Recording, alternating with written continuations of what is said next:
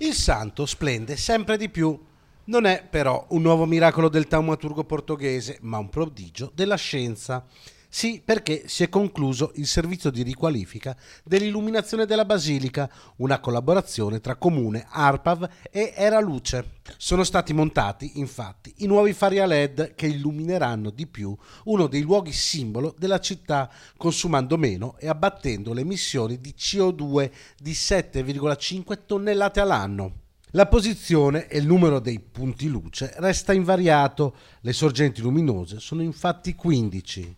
I nuovi fari però sono ad alta efficienza energetica e in conformità con le leggi che regolano l'inquinamento luminoso. La tecnologia LED permette sia una riduzione delle emissioni di CO2 che una diminuzione di circa il 64% dei consumi rispetto ai vecchi impianti.